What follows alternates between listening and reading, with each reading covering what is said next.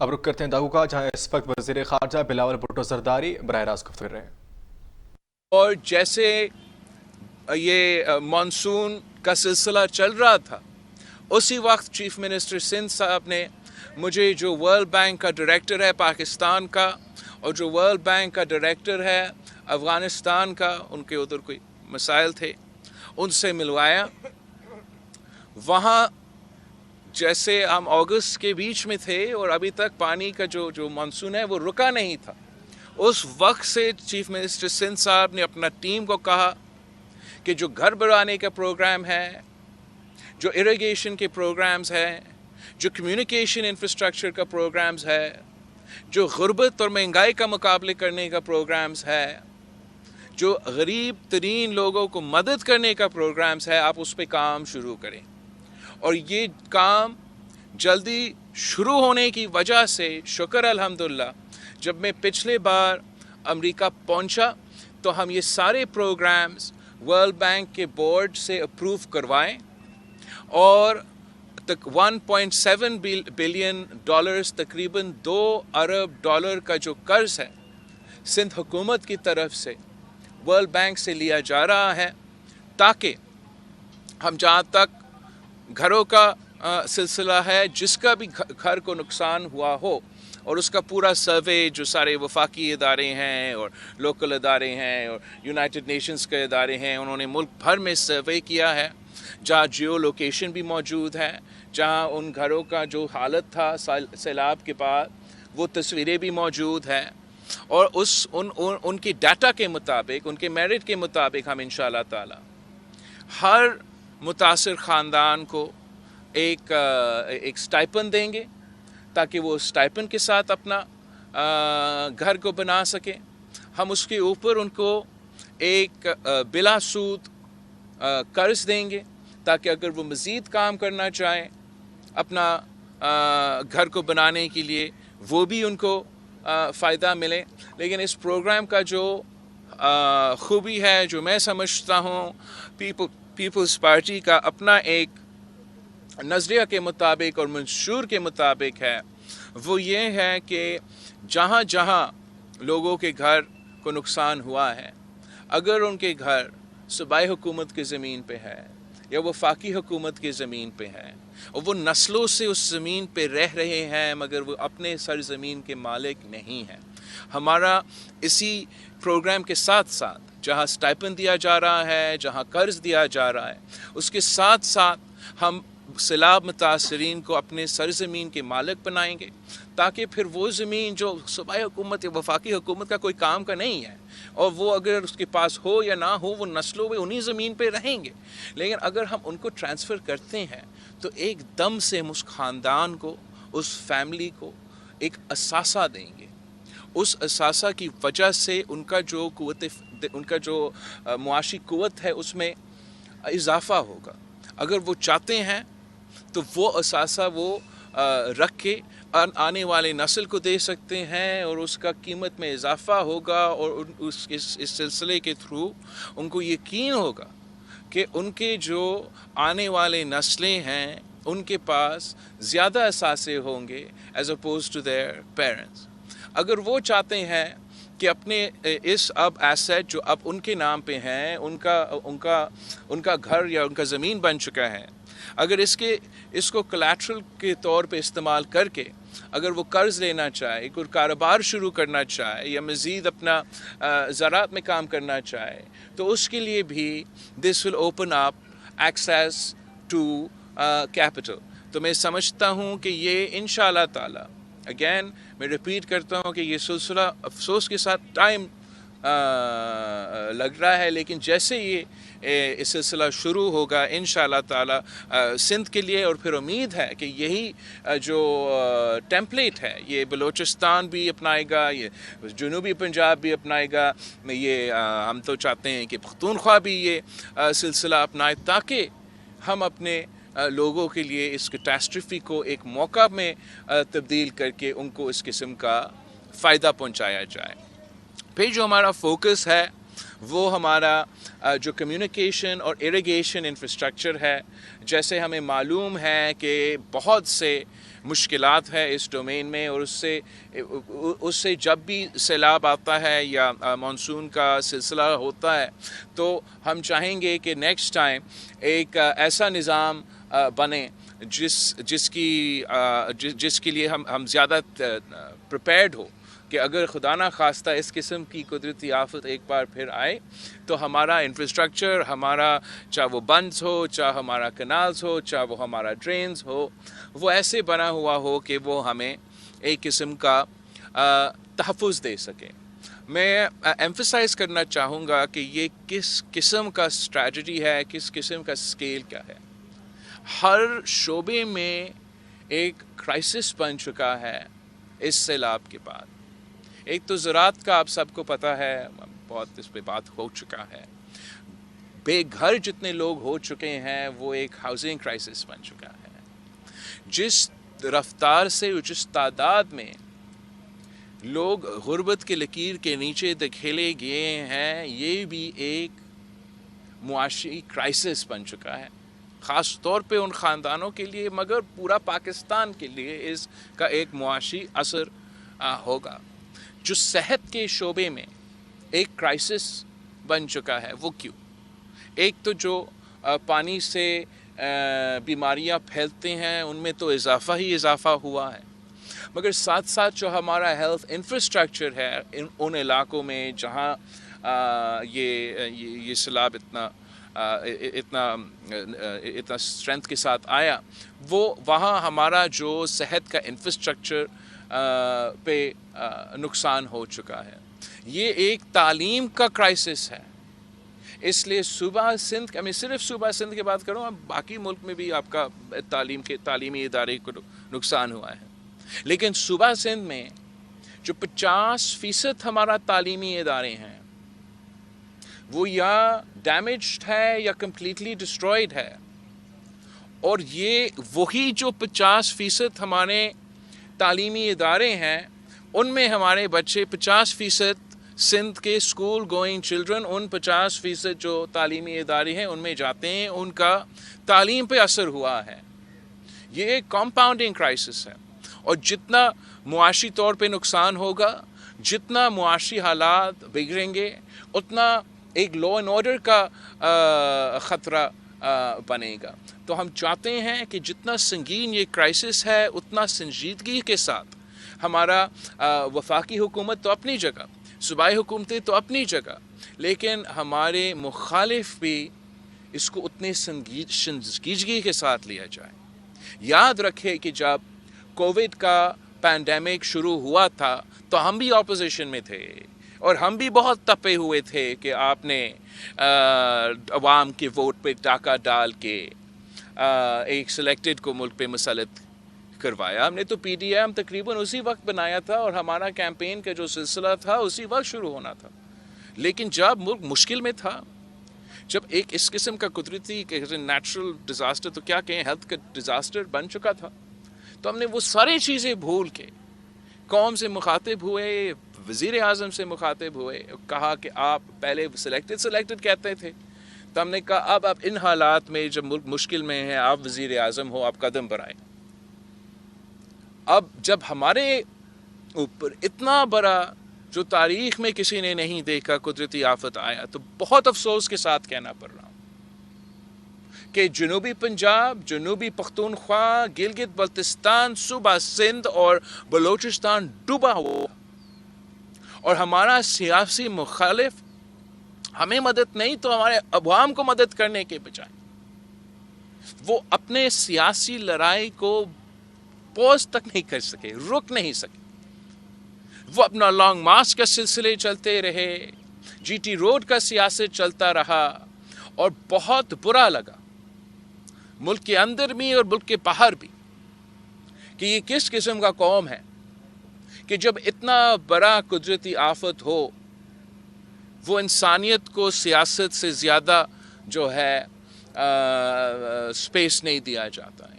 آج بھی میں سمجھتا ہوں کہ جس سکیل کا یہ کرائسس ہے, جس سکیل کا تباہی ہے, ہمارا نیشنل कॉन्शियस में उसका उतना स्पेस नहीं दिया जा रहा है, मगर हम इंशाअल्लाह ताला मेहनत डबल मेहनत करेंगे। वसाइल कम हैं और इसलिए मैं माजरत करता हूँ कि टाइम लगेगा हमारा इस मिशन को मुकम्मल करने में। लेकिन मैं ये अब मेरा अब एक किस्म का एक मकसद, एक मिशन, एक ज़हन इस पे बन चुका है कि इंशाअल्लाह ताला हम ऐसे अपने लोगों को लावारिस नहीं छोड़ेंगे और हम इंश्योर करेंगे कि जितना भी टाइम लगे हम दुनिया भर में जो भी मदद इकट्ठा कर सकते हैं वो भी इकट्ठा करेंगे। जितना फाइनेंसिंग जमा हो सकता है हम अभी से करेंगे और इमीडिएटली ये काम जो है वो हम शुरू करेंगे और साथ साथ फाइनेंसिंग का हम बंदोबस्त करते रहेंगे। जनवरी 9 को हमने वज़ीर आज़म साहब का और यूनाइटेड नेशंस सेक्रेटरी जनरल, अक़वाम मुत्तहिदा का जो सेक्रेटरी जनरल है, उनके साथ एक बैनुल अक़वामी इंटरनेशनल जो है क्लाइमेट रेजिलिएंट पाकिस्तान कॉन्फ्रेंस रख रहे हैं, जिसमें जो वफाकी हुकूमत ने मनसूबाबंदी किया है, जो सूबाई हुकूमत ने मनसूबाबंदी किया है, वो दुनिया के सामने हम पेश करेंगे और इंशाअल्लाह ताला वो हमारा इस क्लाइमेट रेजिलिएंट पाकिस्तान का जो रोड शो है वो उस दिन से शुरू होगा, मुकम्मल नहीं, वो हमारा इब्तिदा होगा। हम लॉन्च करेंगे और फिर पूरा साल COP28 जो UAE में हो रहा है तब तक हम इन मंसूबे को दुनिया भर में जगह जगह जाके वहाँ का हुकूमतें को, वहाँ के प्राइवेट सेक्टर को, ये प्रोग्राम्स, वहाँ के मल्टीलैटरल इदारे को ये प्रोग्राम्स के बारे में बताएंगे, ताकि हम जितना आपको ज़रूरत है जो कि काफ़ी बड़ा रकम है फाइनेंसिंग का, उसका हम मैनेज करेंगे। ये हर जब वो कहते हैं कि जो आपके ऊपर उतना ही बोझ डाला जाता है जो आप उठा सकते हो, और जबकि एक तरफ ये बहुत बड़ा बोझ लगता है। और जैसे मैंने कहा क़यामत से पहले क़यामत जैसा कुदरती आफत है, मगर मैं जानता हूँ कि हमारे लोगों में उतना रेजिलियंस है कि हमने बहुत मुश्किलात सही हैं, और दादू के अवाम के, यहाँ के अवाम ने हमेशा अपने मुल्क के लिए कुर्बानियाँ दी हैं। हमने देखा किस तरीके से, चाहे वो MRD का सिलसिला हो, तो किस तरीके से यहाँ के बहादुर और दिलेर अवाम ने ज़िया उल हक जैसे फ़िरौन का मुकाबला किया। हमने देखा कैसे यहाँ के अवाम ने मुशर्रफ का जुल्म कभी नहीं माना और उसका भी डट का मुकाबला किया। हमने देखा कि किस किस्म की कुदरती आफत आते रहें, यहाँ के अवाम का जो स्पिरिट है, जो मोरल है, वो कभी नहीं टूटा। मैंने 2010 का 2011 का असरात देखा, और ये तो उससे तो 10 गुना ज़्यादा है, ये असरात भी देखा है।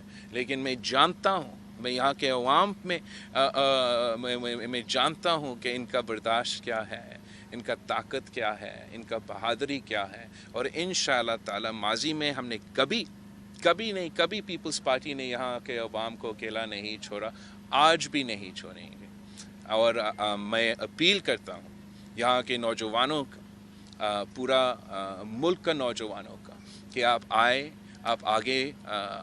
आके काम करें, मेहनत करें। इस वक्त हमारा मुल्क मुश्किल में है, अपने इलाके मुश्किल में हैं, आपका साथ की ज़रूरत है कि आप आए, मिलके आप जो भी सोचें पीपल्स पार्टी के बारे में या आपकी हुकूमतें के बारे में। ये वक्त नहीं है कि हम एक दूसरे के, ये वक्त है कि हम मिल के मेहनत करें, मिल के कोशिश करें। और जब हम मिल के मेहनत करते हैं तो हम जानते हैं कि हम हर मुश्किल से निकल सकते हैं। मैं जो सारे हुकूमत के इदारे हैं, जो हुकूमत इदारे छोड़े, जो लोग हैं जो काम करते हैं, मतलब आपके ब्यूरोक्रेसी का तो जो है शायद इम्प्रेशन और रेपुटेशन आपके मुल्क भर में इतना ख़ास नहीं होगा, मगर मैंने देखा किस तरीके से چھوٹے چھوٹے لیول سے لے کے آپ کے S P D C level تک اور کمشنر لیول تک کا آفیسرز ہیں. مہینوں کی بارش، پھر اس کے بعد جو قدرتی آفت کا جو اتنا بڑا سیلاب کا، اور اس کے بعد جو ریلیف کا سلسلہ ہے، اس میں جس طریقے سے ان لوگوں نے محنت کیا، گالیاں کھا کے، دھکے کھا کے، ہمارا ناراضگی وقت کے، جس طریقے سے محنت کیا گیا، وہ پاکستان کا اصل طاقت ہے. کہ آپ لڑکانہ میں ہم نے جو کچرا اٹھانے کا سروس شروع کیا، اس ہمارا سندھ ویسٹ مینجمنٹ بورڈ کا جو لوگ ہیں، ان سے لے کے لیڈی ہیلتھ ورکرز سے لے کے مختار کار اے سی، وہ سارے کے سارے لے کے وہ دن رات اپنے لوگوں کو مدد کرنے میں لگے ہوئے تھے. ہمارا جو فوج نے بھی آ کے مدد کی. پوری دنیا کا، میں یونائٹڈ نیشنز کا خاص طور کا سیکرٹری جنرل کا شکر گزار ہوں کہ ہمارا دعوت کو قبول کیا. اور اس وقت جب ان کا اپنا جنرل اسمبلی چل رہا تھا اور اس نے پورا دنیا کے قیادت کا میزبانی کرنا تھا، اس نے ہمارا ایک ریکویسٹ پہ سب کچھ چھوڑ کے پاکستان پہنچ کے خود اپنی آنکھوں سے بھی دیکھے کیا تباہی تھا، اور دنیا بھر تک پھر یہ پیغام پہنچایا. ہم چین کا حکومت کے شکر گزار ہیں کہ انہوں نے فوراً اس مشکل وقت میں ہمارے ساتھ دیا، اور تب بھی بڑے اعلانات کیے، اور آگے جا کے ہمیں ریکنسٹرکشن ریہیبلیٹیشن میں مدد کر رہی ہیں. میں یونائٹڈ اسٹیٹس کا، امریکہ کا شکر گزار ہوں کہ انہوں نے اس وقت ایک پورا ایئر برج کھول دیا تھا، اور ان کا اپنا جو USAID کا ایک آرگنائزیشن ہے، ان کے تھرو اپنا ریلیف ایکٹیویٹی شروع کیا. میں ورلڈ ہیلتھ آرگنائزیشن کا شکر گزار ہوں، جس کا جو انچارج ہے وہ PB کا ایک زمانے میں جانے والا تھا. انہوں نے ورلڈ فوڈ پروگرام نے جس طریقے سے اور ابھی تک جس طریقے سے پاکستان کو مدد کر رہے ہیں. ہمارا جو مڈل ایسٹرن کنٹریز ہے، چاہے وہ سعودی عربیہ ہو، چاہے وہ کویت ہو، چاہے وہ یونائٹڈ عرب ایمریٹس ہو، UAE کا سفیر بیچارہ نے خود پتہ نہیں کہاں کہاں پہنچے، اور نہ صرف ان کی حکومت کی طرف سے مگر ان کے عام پبلک کی طرف سے جو مدد ہمیں دیا گیا. ایکسپو سینٹر UAE میں انہوں نے ڈونیشنز کے لیے یہ ان کی بلڈنگز کھولے تھے، اور وہاں اتنا مجمع نے آ کے مدد کیا. بہت سے ممالک ہیں، اگر میں ان کا ایک ایک ذکر کروں تو بہت ٹائم لگے گا، مگر دنیا نے پاکستان کو اس وقت اکیلا نہیں چھوڑا. پوری دنیا نے ہمارے ساتھ شانہ بشانہ کھڑے ہو کے اس مشکل کا سامنا کیا. جو فلاحی ادارے ہیں پاکستان کے اندر، پاکستان کے باہر، انہوں نے جس طریقے سے ہمیں مدد کیا، ہم ان کا بھی شکر گزار ہیں. جو عام پبلک ہے، جو پاکستان کا شہری ہے، جس طریقے سے ہمارا مدد کیا گیا، ہم ان سب کا شکر گزار ہیں. مگر یہ اپیل کرنا چاہیں گے، سمجھانا چاہیں گے کہ ابھی تک سیلاب کا پانی بھی موجود کئی علاقے میں ہے، اور ابھی تک سیلاب متاثرین مدد کی ضرورت میں ہیں. ہم وہی جو خاص طور پہ فلاحی ادارے اور ہمارے اپنے لوگ جو مدد کر رہے تھے، جب CNN اور BBC پورا ڈوبا ہوا دکھا رہا تھا، لیکن شاید اس وقت ان کو نظر نہیں آ رہا ہے اور وہ سمجھ رہے ہیں کہ یہ سیلاب ختم ہو چکا ہے. ان کو میں بتانا چاہ رہا ہوں کہ آپ کی مدد کی ابھی تک ضرورت ہے. سردی کا موسم اب آ رہا ہے، ہمارا ضروریات کچھ مختلف ہے. ابھی جو بھی مدد کیا جا سکتا ہے، آج بھی وہ مدد کی ضرورت ہے. آپ پلیز ان علاقے سے کوآرڈینیٹ کریں. ہمیں بلینکٹس کا بھی ضرورت ہے، گرم کپڑے کی بھی ضرورت ہے، اور باقی جیسے پہلے سلسلہ چل رہا تھا ان چیزوں کا بھی ضرورت ہے. وفاقی حکومت کی طرف سے میں خاص طور پہ جو بے نظیر انکم سپورٹ پروگرام کا ادارہ ہے، ان کا بہت شکر گزار ہوں کہ جس طریقے سے وہ پورا نظام پورا ملک میں سیلاب متاثرین کے لیے کھل چکا تھا، اور جس وزیر اعظم نے ہدایت دی کہ وہ جو آپ کو رقم ملتا ہے اس میں اضافہ किया जाए, और मैं उम्मीद रखता हूँ कि आगे जाके भी हमारे सूबाई हुकूमत की कोशिशों के साथ साथ वफाकी हुकूमत भी अपना हिस्सा डाल के और बैनुल-अक़वामी का जो भी हमें सपोर्ट मिलता है उनका साथ मिला के मुसलसल इस पे काम करके हम अपनी मंजिल पे पहुँचेंगे, अपने टारगेट पे पहुँचेंगे, और वो खुशहाली और जो हमारे लोगों का मुआशी हालत है उसमें हम बेहतरी देखेंगे। Thank you. साबिर साहब भंड साहब, सदर प्रेस क्लब का। जैसे कि आपने फरमाया कि मिलियंस और बिलियंस डॉलर का नुकसान हो गया है, अभी जो 9 तारीख को जनीवा में कॉन्फ्रेंस हो रही है, आप क्या उम्मीद रखते हैं, कितनी मदद होगी? तो मैं समझता हूँ कि जबकि बिलियंस का नुकसान हुआ है, और एक दिन में तो बिलियंस जैसे इकट्ठा नहीं होता, ख़ास तौर पे अगर मैं देखता हूँ कि दुनिया में जो मुआशी मुश्किलात है हर मुल्क के लिए, इसलिए हर मुल्क जो है वो कोविड का मुआशी मुश्किलात का मुकाबला जो है वो खुद कर रहे हैं, फिर साथ साथ यूक्रेन और रूस का जंग हुआ है उसका मुआशी असरात है। तो इसलिए मैं कह रहा हूँ कि जनवरी 9 जो है वो हमारा इब्तिदा है, उस दिन से हम शुरू करेंगे, वो हमारा लॉन्च होगा, मगर लॉन्च करने के बाद ये सिलसिला चलना पड़ेगा, मुसलसल चलना पड़ेगा, ताकि हम जितने लोगों मुतासिर हुए हैं उन सब को मदद पहुंचा सके। मगर इसलिए कि इतना टाइम हो चुका है और मज़ीद टाइम बढ़ता जा रहा है, जितना हम इकट्ठे करते हैं, जितना हम मैनेज करते हैं, उससे हम काम शुरू करेंगे। साथ साथ हम अपना जो ये प्रोग्राम है जनवरी 9 पे लॉन्च करने के बाद मैं फिर अपना काम जारी रखूँगा, मुख्तलिफ़ ममालिक में जाऊँगा, और वो प्रोग्राम उनके पास ना सिर्फ उनके हुकूमती इदारे मगर जो उनके प्राइवेट इदारे हैं, जो प्राइवेट सेक्टर है, मतलब प्राइवेट इदारे क्या, उनसे जो मल्टीलैटरल ऑर्गेनाइजेशंस हैं, जो बैंक्स हैं, उनसे हम बात करेंगे, और उस तरीके से हम ये जो हमारा टारगेट होगा उसका हासिल करने की कोशिश करेंगे।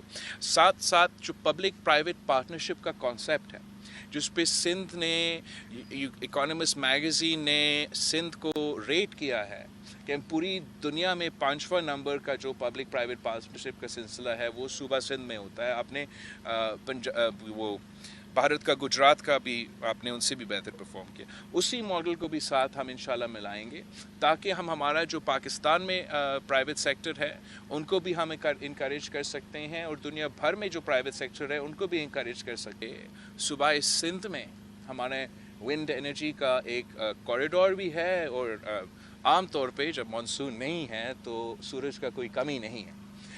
इस सिलसिले में हम चाहते हैं कि एक पब्लिक प्राइवेट पार्टनरशिप के मंसूबे के थ्रू हुकूमत जो है वो ज़मीन दे के, और ज़मीन हुकूमत का एक वो हिस्सा बनेगा, और आगे जो प्राइवेट कंपनीज़ है, जो प्राइवेट सेक्टर है, वो आके सोलर जो जोन्स है वो बनाएंगे, ग्रीन एनर्जी जोन्स, जिसमें सोलर भी हो, जिसमें विंड भी हो, और उससे हम चाहते हैं कि हम सस्ता बिजली पैदा हो, और इर्द गिर्द जो इलाके हैं चुन सकते हैं और उससे बिजली बना सकते हैं। तो कोई there is no reason why हुकूमत Sindh can't go into the green energy sector as well. Siraj diary PTV। Siraj कौन? आप शिराज हो? कैसे आप शिराज? कौन सा चैनल से ये इदारा से? PTV। अच्छा, आजकल PTV को सवाल दिया जाता है तो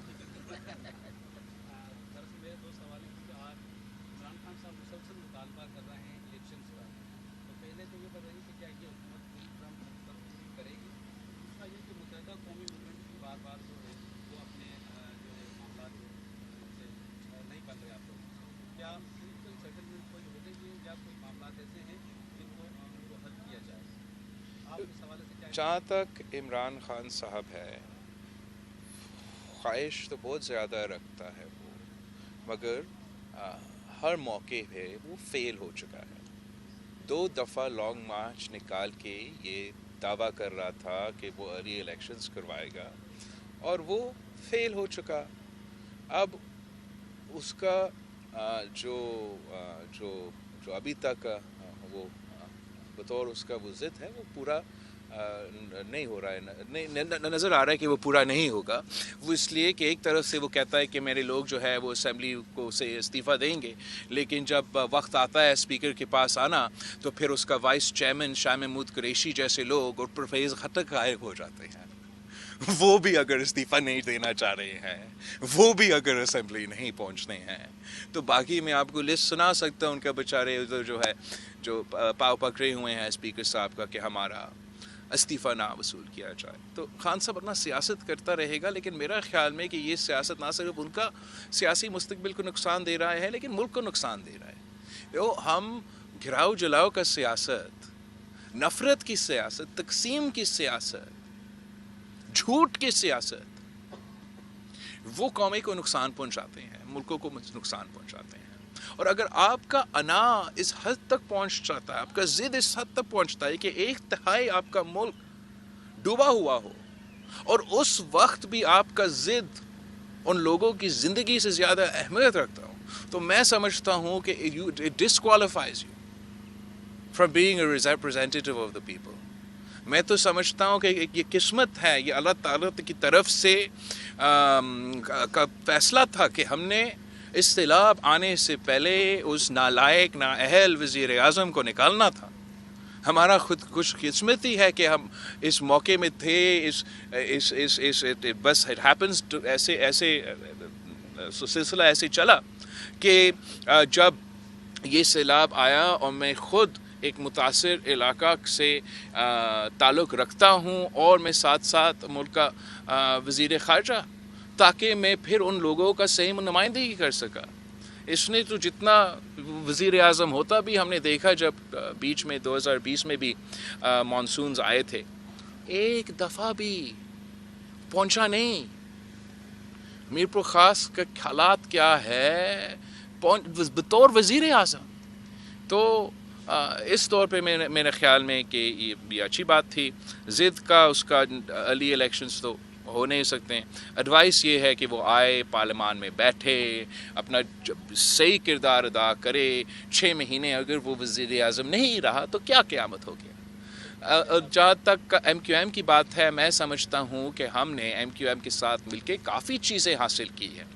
ایم کیو ایم اور پاکستان پیپلز پارٹی جہاں ہمارا بہت سے ایشوز اور آپس میں اختلافات رہے ہیں اور آگے جا کے بھی ہوں گے ضرور, لیکن میں چاہتا ہوں کہ ہم ایک دوسرے میں یہ نہ ڈھونڈے کہ کون سی چیزیں ہیں جس پہ ہم اگری نہیں کرتے ہیں, اور ہمیں ہر کسی کے ساتھ, ہر پاکستان میں جو سٹیک ہولڈر ہے, جو پاکستان کی نمائندگی کرتے ہیں, جن کا اپنا ایک وجود ہے, ان سے ہم مل کے کام کرنے کی کوشش کریں.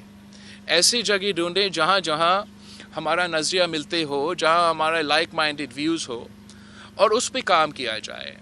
ہمارا ایک اگریمنٹ ہے ایم کیو ایم کے ساتھ, اور ہم چاہتے ہیں کہ اس اگریمنٹ کے مطابق ہم چلے, کہ ہم قانون میں جو جتنا بھی مضبوط ہم بنا سکتے لوکل باڈیز کا نظام, ہم اتنا مضبوط بنائیں. جو ان کے دوسرے بھی ایشوز ہیں, ان کے ساتھ بیٹھ کے ان کے بات کرنے کے لیے تیار ہیں. کچھ میرا پارٹی کے لوگوں میں ایک ریزرویشن ہے, ایک پریشر ہے کہ ہمارا جو لوکل باڈی الیکشنز ہے بہت سے دفعہ سے ڈیلے ہو چکا ہے, اور اس کی وجہ سے سیاسی نقصان کا مجھے فکر نہیں ہے. وہ الیکشنز آپ جیتتے ہو, آپ ہارتے ہو, اگر ہم ہارتے تو ہارتے, جیتتے تو جیتتے. مسئلہ ہے کہ ہمارا جو گورننس ہے اس سفر کر رہا ہے. دیکھیں, جب سیلاب آ رہا تھا تو لوکل باڈیز کا پہلا فیز تو گزر چکا تھا. لوگ الیکشنز جو جیتنا چاہ جیت گیا, جو ہار گیا ہار چکے, لیکن وہ اپنا اوتھ نہیں لے سکے. اور جب وہ اپنے اوتھ نہیں لے سکے, اب وہ لوگوں سے ووٹ تو لے چکے ہیں مگر ان کا مدد نہیں کر سکے. اگر وہ سیلاب کے دوران میرا فیز 1 کا لوکل باڈیز کے لوگوں کو ایٹ لیسٹ سویئر ان کیا جاتا, تو وہ پورا جو فورس ہے, جو فوج ہے آپ کے لوکل باڈیز کے نمائندے, وہ عوام کو مدد کر سکتے تھے. آج بھی ہمارے اوپر ان علاقوں میں وہ پریشر ہے. باقی آپ کے ہاں ویسے تو میں جانتا ہوں کہ لوگ نکل کے محنت تو کیا, لیکن اگر ہمارے نمائندے موجود ہوتے ہیں سیلاب کے متاثرین کو مدد کرنے, اس وقت بھی ہمیں کام آتا. اور آج بھی جس اسکیل کا جو چیلنجز ہے ان کو مدد کرنے میں ہمیں ایک قسم کا گنجائش ملتا ہے. تو ہم تو ہر چیز میں ہر موقف پہ ایم کیو ایم کے ساتھ دوسری جماعتوں کے ساتھ مل کے چلنے کے لیے تیار ہیں. یہ جو تاحیہ ڈلے ہے ہمارا الیکشنز کے, اس پہ ہمارے کچھ اعتراضات ہیں جس پہ ہم بات چیت کرتے رہیں گے. شعیب تھے دنیا میں. تہیم میرا ایک سوال ہے, 2010 میں سیلاب نے بہت بڑی تباہی مچا تھی, اس کے بعد حکومت کو توجہ دینی چاہیے تھی سپریو بند اور ایم این وی ٹرین کی کشتیں مضبوط کرنے کے لیے. تو ابھی 2022 میں سب سے زیادہ متاثر ضلع دادو ہوا. تو ابھی آئندہ جو سیلاب سے نمٹنے کے لیے حکومت اس طرف کیا توجہ دے گی؟ تو ایک تو میں سمجھتا ہوں توجہ تو ہمیشہ دینا چاہیے, وہ تو اپنی جگہ صحیح ہے, لیکن 2010 کے سیلاب کے بعد جتنا ہم نے انفراسٹرکچر امپروومنٹ کے لیے کام کیا وہ بھی ایک حقیقت ہے. میں آپ کی بند پہ بات نہیں کر سکتا نا کامنٹ کرنے پر, لیکن ایف پی بند جو ہے وہ ایف پی بند جو میرے یہاں کے نزدیک ہے اس کو وہ بریچ ہو چکا تھا 2010 کے فلڈز کے بعد, اور ہم نے پھر عالمی ادارے کے ساتھ مل کے, اپنے نہیں کہ آپ کہیں کہ 2 نمبر کام ہوا, عالمی ادارے کے ساتھ مل کے ان سے, ان کے ایکسپرٹ سے, ان کا انپٹ سے وہ ایف پی بند کو ہم نے اس 2010 کے فلڈ یا 2011 کے فلڈز کے جو سٹینڈرڈز تھے اس سے بہت اونچا اور بہت اور طاقتور بنایا تھا. لیکن اس وقت کے ایکسپرٹس بھی نے ہمیں یہ نہیں بتایا کہ 10 سال بعد اس لیول پہ جہاں 1/3 آپ کا جو سرزمین ہے وہ پانی سے متاثر ہوگا, اور یہ صرف ہمارے علاقے میں نہیں, اس لیے پورا پاکستان کے لیے ہم نے ریکنسٹرکشن کا سلسلہ شروع کیا تھا. ہم نے پختونخوا میں جو سوات میں بریجز 15 فیٹ اوپر بنائے, اور اس لیول سے جہاں سے 2010 اور 11 کا پانی نکل رہا تھا اس سے زیادہ اوپر انہوں نے یہ بریجز بنائے تھے. لیکن یہ سیلاب نے اس برج کو بھی لے کے بہہ گیا. جو برٹش کے ٹائم سے بلوچستان میں جو برٹشرز کے ٹائم سے انفراسٹرکچر موجود ہے, جو 100 سال تک مانسون اور سیلاب بھگت کے وہیں تھے, اس سیلاب میں وہ گر چکے. ہمارا اپنا گھر جو نودیروں میں ہے پتہ نہیں کتنا 100 سال 200 سال پرانا ہوگا, کتنے مانسونز دیکھ چکے ہوں گے, اس سیلاب میں وہ گر چکا.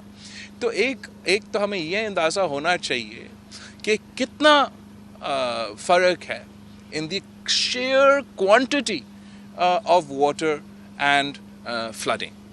جو ہمارا ریکنسٹرکشن ریہیبلیٹیشن ہے, obviously ہم یہ نئے حقائق کو سامنے رکھیں گے, اور ہم خود اپنا ایکسپرٹیز نہیں, ہم پوری دنیا کا ایکسپرٹیز لیں گے کہ ہم کتنا اپنا انفراسٹرکچر کو بہتر کر سکتے ہیں, مضبوط کر سکتے ہیں, تاکہ ہم ان چیزوں کا مقابلہ کر سکیں. لیکن ایسا نہیں ہے کہ ہمیں پتہ نہیں تھا کہ کچھ کمزوریاں ہیں, وہ تو تھا. ہمیں پتہ ہے کہ ہمارا ایل بی او ڈی میں اور آر بی او ڈی میں کیا کیا مسئلے ہیں, اور ہم نے چاہا بھی کہ ہمیں وہ وسائل دیا جائے تاکہ ہم یہ ایشوز کو ایڈریس کر سکیں.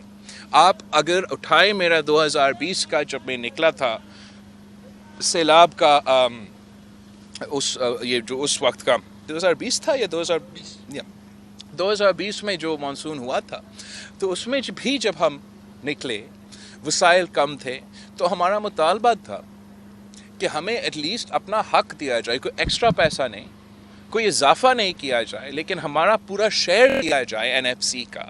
ہمارا پورا شیئر جو ہمارا اپنا پیسہ بھاریا ٹاؤن کیس میں سپریم کورٹ میں موجود ہے, جو کوئی ٹیکسز کا کیس میں سندھ حکومت کا کچھ پیسہ کسی اور کورٹ میں موجود ہے, اسی پیسہ کو ہمیں ایکسیس دو تاکہ ہم آر بی او ڈی اور ایل بی او ڈی کا جو ایشوز ہے ان پہ کام کر سکیں.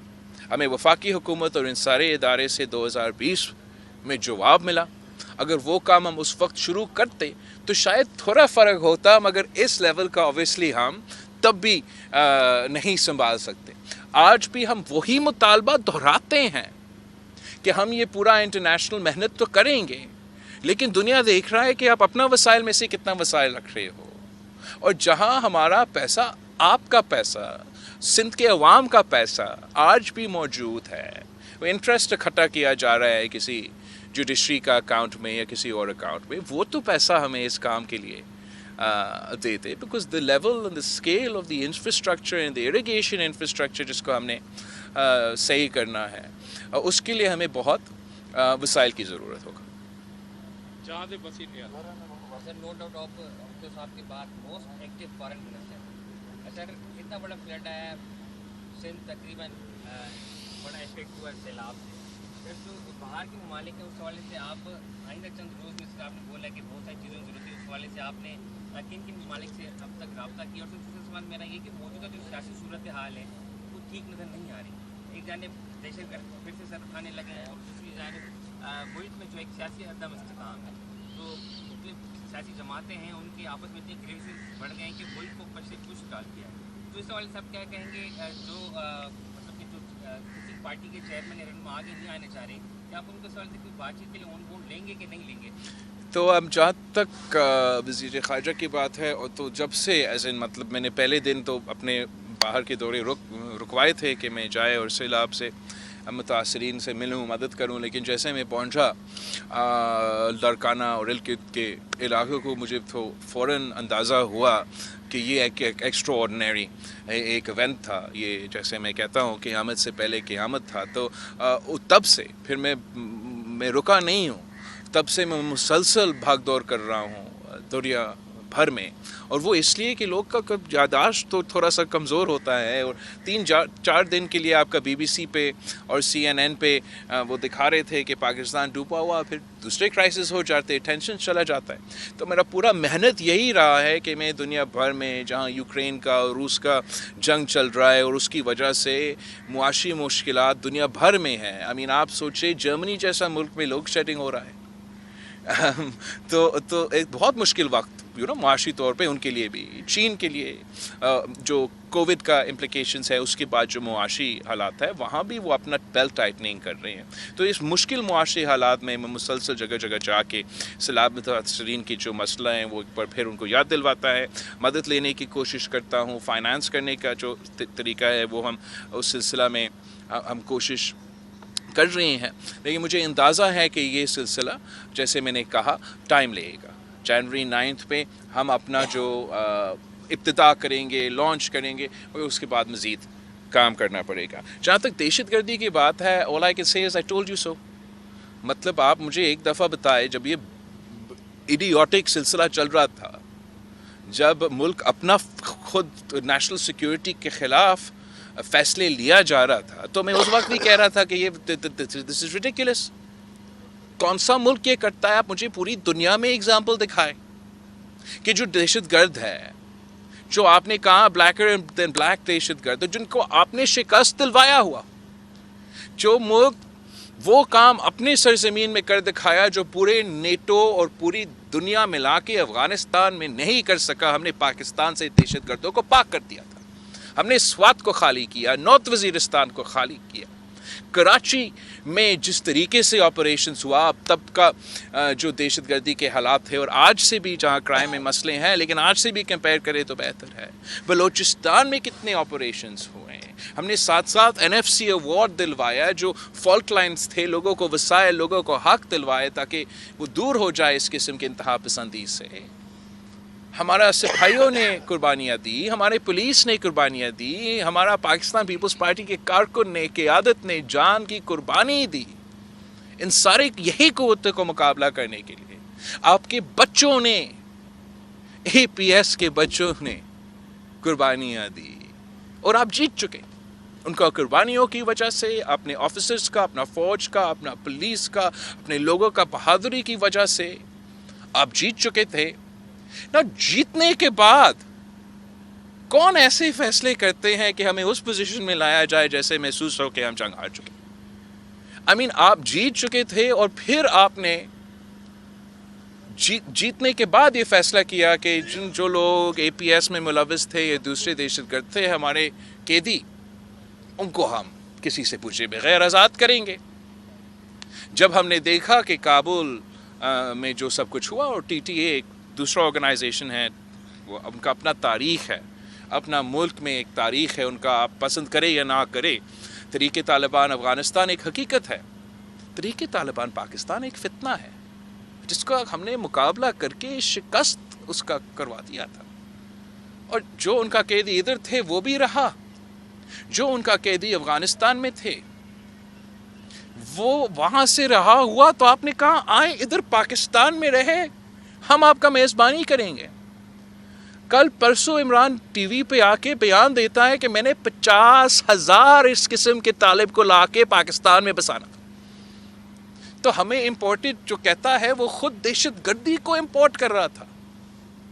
ये मैं समझता हूँ इसके सबसे बड़ा जुर्म है कि आपने एक जीता हुआ जंग को हमें इस तरीके से खेल दिया। केपी में फिर इन्होंने इस इशू को ऐसे दबाया ताकि बाकी को पता ना चले कि उनके नाक के नीचे तालिबान इनसे स्पेस ले रहे हैं, पैरेलल हुकूमत का ऐलान कर रहा है, उनके लोग पीटीआई के नुमाइंदे तालिबान को भट्टा दे रहे हैं, मतलब वो पैसा दिलवा रहे हैं उनको। किस मुंह से वो बाकियों को लेक्चर दे सकते हैं? उसको पहले जाके एपीएस के बच्चों को पाँव पकड़ के माफी मांगना चाहिए कि कैसे इसने ये फैसला लिया। इसने हमारा शोदा का जो खून है उस पे कैसे सौदा किया कि आज पाकिस्तान उस सूरत हाल में है कि एक बार फिर दहशतगर्दी अपना सर उठा रहा है। हमने नेशनल सिक्योरिटी कमेटी में ये तय कर चुके हैं कि जो भी ये एक्सपेरिमेंट था, इमरान का अपीज़मेंट का पॉलिसी था, वो हम नहीं मानते हैं। हम पाकिस्तान में पाकिस्तान का आइन का रिट कायम करेंगे। जो दहशतगर्द है, जो दहशतगर्दी कर रहा है, करना चाहते हैं, उनके ख़िलाफ़ हम एक्शन लेंगे। जो पुरअमन लोग हैं, जो पाकिस्तान को आइन मानते हैं, जो इधर अमन के तौर पे जीना चाहते हैं, कोई जुराइम में मुलव्वस नहीं हैं, वो तो 100 बिस्मिल्लाह। लेकिन दहशतगर्दों को ना मैं माफ़ करने के लिए तैयार हूँ, ना हुकूमत माफ़ करने के लिए तैयार है, और ना इस मुल्क के अवाम माफ़ करने के लिए तैयार है। तीसरी बात जो आपने कहा पॉलिटिकल स्टेबिलिटी का, इस मुल्क में पॉलिटिकल स्टेबिलिटी कैसे आया? जब था आपका थोड़ा पीरियड के लिए, वो 2007 से लेके 2018 तक का दौर था। बाकी 1947 से लेके तब तक और 2018 के बाद आपके पास पॉलिटिकल स्टेबिलिटी नहीं रहा। वो इसलिए कि हमने फ़ैसला किया कि ज़ाती दुश्मनी तो नहीं है, हमने सब इसी मुल्क में रह के इस मुल्क को चलाना है। एक आइन है, इदारे हैं जैसे पार्लियामान है, जुडिशरी है, दूसरे हैं, और आज के बाद जो है हम एक दूसरे को ज़ाती दुश्मन नहीं सियासी मुखालिफ समझेंगे। जहाँ हमारा नज़रिया मिलता नहीं है वहाँ हम पॉलिसी पे इख्तलाफ करेंगे, जहाँ हम मिल के काम कर सकते हैं हम काम करवाएंगे। और इस तरीके से जो खान साहब मुकमुका कहता था इसको रेकन्सिलिएशन को, इस तरीके से हम पाकिस्तान को पॉलिटिकल इंस्टेबिलिटी से हमने निकाला था। हमने आइन को कायदे अवाम का 1973 का शक्ल वापस दिलवाया 18वीं तरमीम की सूरत में। हमने सूबों को उनका हक दिलवाया। हमने किसी एक सियासी कैदी को नहीं रखा, मीडिया को आज़ादी दिलवाया, और पता नहीं क्या क्या काम किए इसलिए कर सके। सीपैक सदर ज़रदारी ने मैनेज किया, लेकर आया, शुरू किया, बुनियाद रखा, मगर इसलिए कि पॉलिटिकल स्टेबिलिटी था और एक दूसरे की दुश्मनी नहीं कर रहे थे, तो उसी प्रोग्राम को मियाँ साहब ने आगे लेके चला। तो पॉलिटिकल इंस्टेबिलिटी इसलिए है कि इमरान ख़ान को सपोर्ट किया गया गैर आइनी तरीके से, और एक सियासतदान नहीं पाले गया, एक फैशिस्ट आदमी को सपोर्ट किया गया। पूरा मुल्क में आर्टिफिशली उसको पे मुसलत किया गया, और वो अपने अना और अपने ज़िद से आगे नहीं देख सकते। तो मेरा ख़्याल में मैंने निशानदेही की है कि अगर पॉलिटिकल स्टेबिलिटी चाहते हैं, या वो आके पार्लियामान में बैठ के सियासतदान बने, जमहूरी सियासतदान बने, और ऐसे इस निज़ाम के तहत चले, या नहीं तो इलाज भी है हमारे पास, वो बाद में बताता हूँ आपको। निज़ामुद्दीन शेख